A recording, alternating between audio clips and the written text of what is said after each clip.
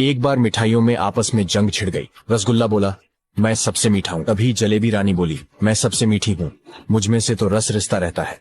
इमरती देवी ने चुटकीली बोली, तुझ में से भले ही रस टपकता हो पर सबसे मीठी तो मैं हूँ। लड्डू गोपाल जी कहाँ चुप बैठने वाले थे, बोले, हटो पीछे, भगवान के हाथ में तो मैं रहता हूँ, गणेश जी का प्रिय मिष्ठान हूँ। हलवा बोला, भले ही तुम भगवान के हाथ में रहते हो पर भगवान को भोग तो मेरा ही लगता है। लड़ाई बढ़ती देखकर एक कोने में पड़ी हुई चीनी की बोरी बोल उठी, ठहरो, लड़ना झगड़ना बंद करो, तुम सब में मैं ही तो हूँ, मेरे कारण ही तुम सब में मिठास है, मैं नहीं तो तुम सब कुछ भी नहीं, तुम्हारा कोई अस्तित्व नहीं, तुम तो केवल आटा, मैदा, सूजी, बेसन और पिसी हुई उड़द की दाल हो, मैं ही तुम्हारी आत्मा हूँ।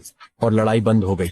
हम सब भी आपस में यूं ही लड़ते रहते हैं, कोई अपने पैसे की तो कोई अपनी पद प्रतिष्ठा की धौंस जमाता है। कोई कहता है मेरा कुल खानदान ऊंचा है, कोई बड़े भवन, भूमि विस्तार, बड़ी गाड़ी का गुमान पाले दूसरों को दबाना सताना चाहता है। अरे भैया, काहे को झगड़ते हो क्षण भंगुर माटी के शरीर पर?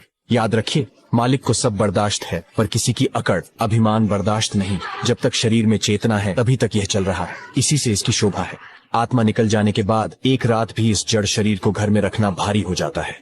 पर विडंबना देखिए कि उस आत्म तत्व को हम पहचानते नहीं और सारी जिंदगी इस शरीर को ही सजाने संवारने में निकाल देते हैं।